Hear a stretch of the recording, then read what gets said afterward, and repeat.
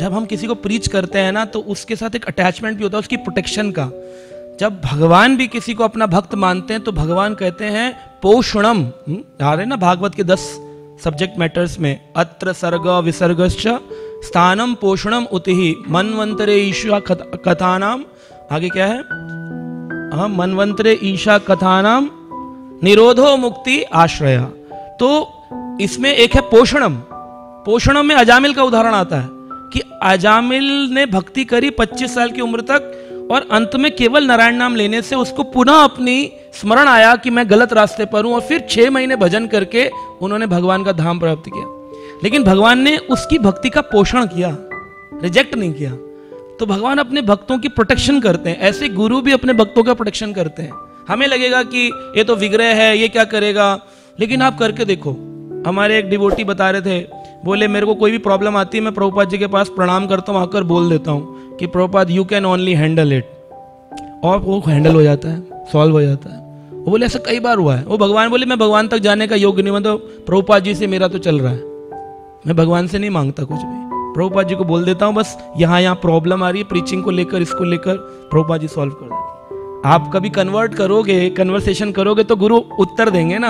आप उन्हें मूर्ति समझ के पुल चढ़ाया और घर निकल लिए अपने, तो बस वो भी फिर हरे कृष्णा रहो अपने घर में खुश। तो वो समर्पण का भाव। अमृतसर में प्रीचिंग चल रही थी तो प्रभुपाद जी की 2 शिष्यां थी, यमुना माता जी और कौशल्या माता जी। वो दोनों कीर्तन कर रही थी संस्कृत में, कुंती स्तुति गा रहे थे और कीर्तन कर रहे थे। तो कुछ लोग जो अमृतसर के थे उसमें से कुछ स्टॉलवर्ड डिवोटीज थे जो संस्कृत के बड़े ज्ञाता हैं, तो उन्होंने आकर के कहा कि प्रभुपाद जी बहुत सारी चीजें सिखा रहे थे अपने भक्तों को कि अपने पानी कैसे पीना चाहिए। इतना छोटी छोटी चीजें भी बताते थे कि लिप लगा करके पानी नहीं पीना, ओठ नहीं लगने चाहिए पानी के दोनों, वरना झूठा हो जाता है, फिर हाथ धोने पड़ेंगे। खाना कैसे खाना चाहिए, अपने उल्टे हाथ से कभी भोजन नहीं करना चाहिए, हमेशा सीधे हाथ से भोजन करना चाहिए। उल्टे हाथ अगर स्पर्श हो गया तो झूठा हो गया सारा का सारा, फिर आप सारे भोजन को झूठा कर देंगे अगर आपने किसी भी बर्तन को स्पर्श कर दिया। तो लेफ्ट हैंड से कभी खाना नहीं खाना, हमेशा राइट हैंड से।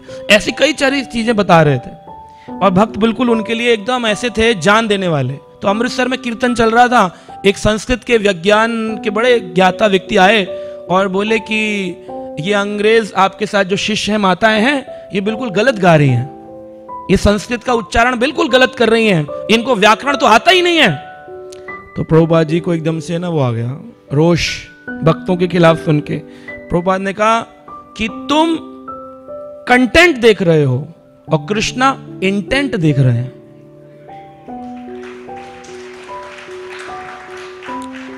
तुम क्या देख रहे हो, कंटेंट देख रहे हो, कृष्णा इंटेंट देख रहे हैं कि इसके पीछे की भावना क्या है ना। और प्रभुपाद जी ने फिर गुस्से में कहा कि तुम्हारी भक्ति और तुम्हारी संस्कृत, तुम्हारा ज्ञान इन भक्तों की भक्ति के आगे 1/10वां हिस्सा भी नहीं है। इतना प्रभुपाद जी को अपने भक्तों के ऊपर फर्म फेथ है, क्योंकि भक्तों को गुरु पे तो गुरु को शिष्य पे, फर्म फेथ, विश्वास।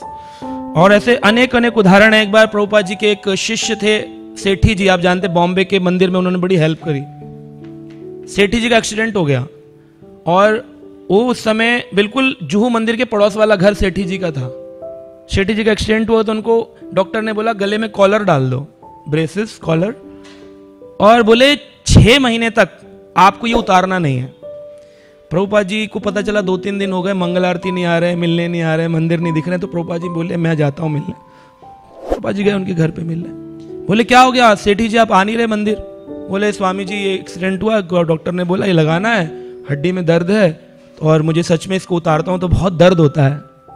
प्रभुपाद जी ने नहीं इसकी जरूरत नहीं, इसको उतारो और मंदिर चलो। उन्होंने कहा अरे स्वामी जी डॉक्टर ने 6 महीने बोला है, आप कह रहे हैं उतार दो। अब एक डाउट सा आया। प्रभुपाद ने कहा मैं बोल रहा हूँ ना उतारो, फेंको इसको, इसकी जरूरत नहीं है। तो उन्होंने ऐसे जर करके खोला जैसे ही, तो उन्होंने देखा कि सारा जितना दर्द था सब गायब हो गया और वो उनके साथ मंदिर टहल करके चले गए। इंस्टेंट वचन के अंदर शक्ति है ना। एक बार सेठी जी को एक टेलीग्राम आया। सेठी जी बताते हैं टेलीग्राम में लिखा था उनके पिताजी की सीरियस हालत है और बड़ा बुरा हाल है, अगर बेटा अभी नहीं आया। चंडीग्राम करके गांव था, वहां उनके पिताजी रहते थे।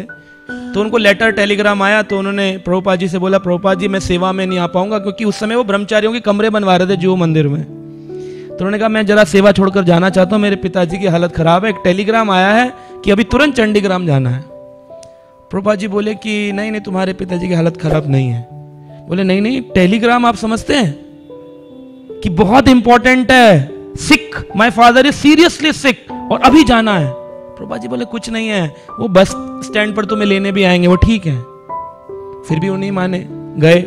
सेठी जी बताते हैं जब मैं चंडीग्राम पहले ट्रेन से पहुंचा, ट्रेन से बस करी, बस स्टेशन पर मैं जैसे ही उतरा देखा पिताजी स्टेशन पर खड़े हुए थे बस स्टॉप पे और कह रहे थे मैं ठीक हूं, तुम्हारे आने की खबर मिली, मैं ठीक हूं, थोड़ा बीमार था, अब ठीक हूं एकदम। स्टेशन पे स्टॉप पे लेने आए। प्रभुपाद के खाली बोलने से कि तुम्हारे पिताजी को कुछ नहीं हुआ, कैसे पता चल गया उनको बॉम्बे बैठे हुए? ये प्रभुपाद जी के अंदर बहुत सारे ऐसे गुण थे।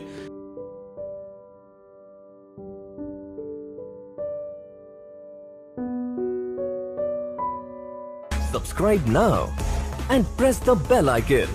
Never miss an update.